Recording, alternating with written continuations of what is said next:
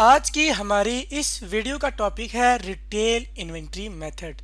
सबसे पहले हम देखते हैं कि किसी भी रिटेल बिजनेस के लिए इन्वेंट्री क्या होती है। किसी भी रिटेल बिजनेस के लिए इन्वेंट्री ऐसी गुड्स या चीज़ें होती हैं जो उसने रीसेल पर्पस के लिए रखी हुई होती हैं। इसके हम अगर एग्जांपल लें और ये कहें कि अगर हमारी एक फर्नीचर की शॉप है तो उस फर्नीचर की शॉप के ऊपर जितना भी फर्नीचर रखा हुआ होगा हमने बेचने के लिए, तो वो हमारे बिजनेस के लिए क्या कहलाएगा? इन्वेंट्री कहलाएगा। अब हम देखते हैं कि रिटेल इन्वेंट्री मेथड से क्या मुराद है। रिटेल इन्वेंट्री मेथड से मुराद एक ऐसा मेथड है जो रिटेल बिजनेस इस्तेमाल करते हैं। कब? अपने पीरियड एंड के ऊपर। किसके लिए?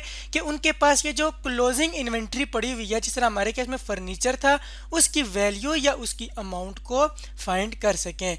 या दूसरे लफ्जों में इस तरह से कहें कि रिटेल बिजनेस इस रिटेल इन्वेंट्री मेथड को इसलिए इस्तेमाल करते हैं कि वो अपने पीरियड एंड अमूमी तौर पे जो साल होता है उसके ऊपर ये देख सकें कि उनकी दुकान के ऊपर या उनकी जो ऑर्गेनाइजेशन है, उनकी जो इन्वेंट्री का हिस्सा ये फर्नीचर है, इसकी कितनी अमाउंट या वैल्यू है। अब क्लोजिंग इन्वेंट्री को फाइंड करने के लिए ये फर्नीचर शॉप वाला इस इन्वेंट्री का अपनी यानी फर्नीचर का फिजिकल काउंट भी कर सकता है। लेकिन फिजिकल काउंट के अंदर क्या होता है कि वहाँ पे एक एक आइटम गिनना पड़ता है या उसकी वैल्यू खुद से उसको डिटरमाइन करना पड़ता है या फाइंड करनी पड़ती है। अगर ज़्यादा वाले फर्नीचर उसके पास बहुत ज़्यादा रखा हुआ है तो ये फिजिकल काउंट उस कंपनी के लिए सूटेबल नहीं होगा। बल्कि इससे बचने के लिए वो क्या करेगा, ये फर्नीचर शॉप वाला रिटेल इन्वेंट्री मेथड इस्तेमाल करेगा और उस अपने पीरियड एंड के ऊपर अपनी इन्वेंट्री की वैल्यू को कैलकुलेट कर लेगा। अब हमने ये देख तो लिया कि रिटेल इन्वेंट्री मेथड होता क्या है। अब हम देखते हैं कि ये इस्तेमाल कैसे होता है, यानी रिटेल इन्वेंट्री मेथड को इस्तेमाल किस तरह किया जाता है। तो सबसे पहले जब भी कोई भी बिजनेस इस मेथड को इस्तेमाल करेगा तो वो क्या करेगा, वो अपने बिजनेस की इन्वेंट्री के लिए क्या फाइंड करेगा? Cost to retail ratio. अब ये क्या रेशो है, अब इस रेशो से क्या मुराद है या कि क्यों फाइंड की जाती है, इसको समझने के लिए हम एक एग्जांपल लेते हैं। हम एग्जांपल लेते हैं कि ये जो हमारी फर्नीचर की शॉप है, हमारे पास सोफ़ा रखा हुआ है और हम क्या करते हैं, सोफ़ा जो है नॉर्मली परचेज़ करते हैं या हम परचेज़ करते हैं उसको 14,000 रुपये का और जो उसको सेल करते हैं 20,000 रुपये का, यानी 20,000 रुपीज़ का उसको सेल करते हैं। तो अब हम अपने इस सोफ़े के लिए cost to retail ratio find करना चाहें तो किस तरीके से करेंगे? सबसे पहले हम इसकी कॉस्ट को लेंगे। कॉस्ट क्या है हमारे केस में? सोफ़ा हम कितने का परचेज कर रहे हैं? 14,000 रुपीज़ का, वो हम लेते हैं। इसको अब डिवाइड करेंगे किसके साथ? रिटेल रेशियो, रिटेल के साथ। रिटेल प्राइस हम यहाँ पे लेंगे यानी कि हमारी जो सेल प्राइस है उसके साथ, जो है हमारे केस में 20,000 रुपये। तो इसको भी हम यहाँ पे लिख लेते हैं। जब हमने इसको सॉल्व किया तो ये हमारे पास आता है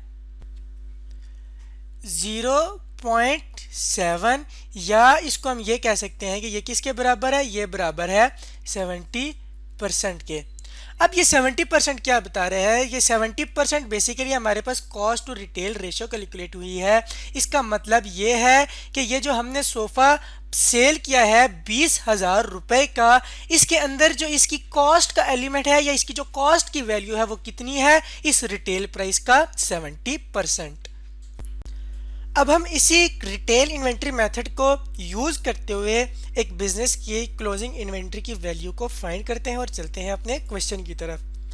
क्वेश्चन में हमें बताया गया है कि जी अहमद कॉरपोरेशन सेल करता है गुड्स को ऑन एवरेज 200 रुपये की एक चीज़ वो सेल करता है और वो जो खुद ये परचेज करता है या इसकी जो उस चीज़ के ऊपर कॉस्ट है वो है 140 रुपीज़ की।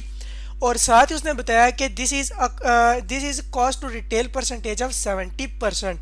अब उसने कॉस्ट टू रिटेल परसेंटेज हमें खुद कैलकुलेट करके दिया है। इसका मतलब ये है कि ये जो रिटेल कर रहा है, रिटेल प्राइस है जो उसकी यानी 200 रुपये, इसके अंदर जो कॉस्ट का एलिमेंट है वो इस 200 रुपये का 70% है, जो कि हमारे पास 140 ही आता है। अब और हमें बताया गया है कि जी अहमद की बिगनिंग इन्वेंट्री जो थी उसकी कॉस्ट थी 10 लाख रुपए या 1 मिलियन, और ड्यूरिंग द ईयर जो उसने परचेजेस किए हैं वो किए हैं 18 लाख रुपीज़ की, और इसके अलावा जो सेल्स किए हैं उसने वो की हैं 24 लाख रुपीज़ की। और calculation of its ending inventory वो हमने करनी है, तो उसको अब हम देखते हैं। अब हमें एग्जाम्पल के अंदर बताया गया था बिगिनिंग इन्वेंट्री के वैल्यू भी और परचेजेस की भी, तो उसको हम यहाँ पे रिकॉर्ड कर लेते हैं। परचेजेस और बिगिनिंग इन्वेंट्री की जो वैल्यू थी हमारे पास वो 10 लाख रुपए और 18 लाख रुपए परचेजेस की थी। तो अब हम यहाँ पे देख सकते हैं कि अगर साल के शुरू में इतनी अमाउंट या इतनी मालियत की चीज़ें उसके पास पड़ी हुई थी, या इसको हम फर्नीचर या अज्यूम कर लेते हैं, अगर उसके पास साल के शुरू में 10 लाख रुपए का फर्नीचर रखा हुआ था और इस साल जो उसने फर्नीचर परचेज किया वो सारे का सारा 18 लाख रुपए का परचेज किया, तो इसका मतलब है कि अब वो कितनी रुपए की मालियत का फर्नीचर इस पूरे साल में बेच सकता है। तो यहाँ पे हमारे पास आंसर हम यकीनन यही आएगा कि वो 28 लाख रुपए जिस फर्नीचर की मालियत होगी वो फर्नीचर बेच सकता है। ये कौन सी चीज़ें होंगी? ये वो चीज़ें होंगी जो वो अवेलेबल फॉर सेल हैं, यानी गुड्स अवेलेबल फॉर सेल कितनी है? 28 लाख रुपीज़ की। लेकिन क्वेश्चन की तरफ अगर चलें तो उसने हमें कहा है कि जी ड्यूरिंग द ईयर जो उसने सेल्स की है वो सिर्फ और सिर्फ 24 लाख रुपए की या 2.4 मिलियन की हैं। अब आगे बढ़ने से पहले एक चीज जरूरी वो ये कि जो सेल्स की वैल्यू है वो 24 लाख रुपीज है।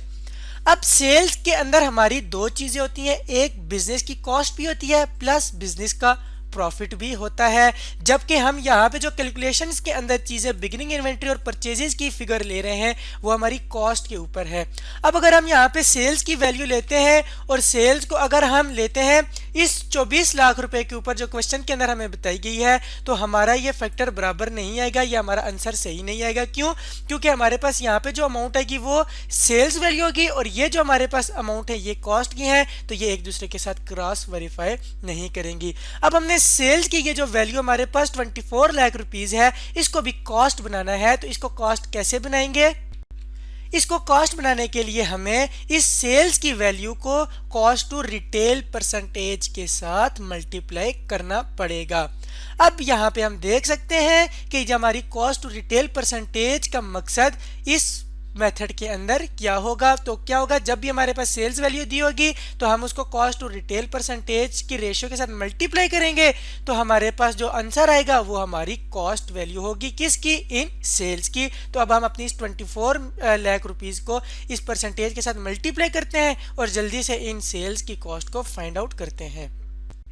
तो ये हम देख सकते हैं कि जो सेल्स वैल्यू 24 लाख रुपीस थी उसकी कॉस्ट टू रिटेल रेशो के साथ मल्टीप्लाई करने के बाद इन सेल्स वैल्यू की जो कॉस्ट है वो आई है 16,80,000 रुपये। यानी कि ये जो चीज़ें उसने 24 लाख की बेची हैं, इसने वो कितने की खरीदी थी? इसने खरीदी थी 16,80,000 रुपये की। अब इसको हम अपनी ये जो सोल्यूशन है यहाँ पे पुट कर लेते हैं।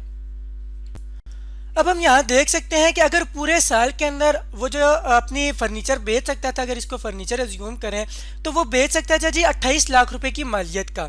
लेकिन उसने साल के अंदर जो चीज़ें सेल की हैं उनकी मालियत कितनी थी? वो थी सिर्फ और सिर्फ 16,80,000 रुपीज़। तो इसका मतलब ये हो गया कि इसके पास अभी भी कुछ ऐसी अमाउंट की वैल्यू या इतनी अमाउंट का फर्नीचर है जो अभी भी उसके पास रखा हुआ है, उसकी दुकान के या उसकी शोरूम के ऊपर रखा हुआ है। और उसकी अमाउंट कितनी है? उसकी अमाउंट है 11,20,000 रुपये। तो ये इस बिजनेस के लिए क्या कहलाएगी? यही तो इस बिजनेस की एंडिंग इन्वेंट्री है। तो अब हम देख सकते हैं कि जब किसी भी बिजनेस के लिए इंफॉर्मेशन दी हुई हो और उसके साथ अगर कॉस्ट टू रिटेल परसेंटेज ना दी हो तो वो भी हम कैलकुलेट कर सकते हैं, और अगर वो दी हुई हो तो हम इस रेशो को इस्तेमाल करते हुए किस तरह किसी भी बिजनेस की जो है वो एंडिंग इन्वेंट्री को कैलकुलेट करते हैं। तो आज की इस वीडियो के अंदर हमने सीखा कि रिटेल इन्वेंट्री मेथड किस तरीके से इस्तेमाल होता है और ये क्या होता है।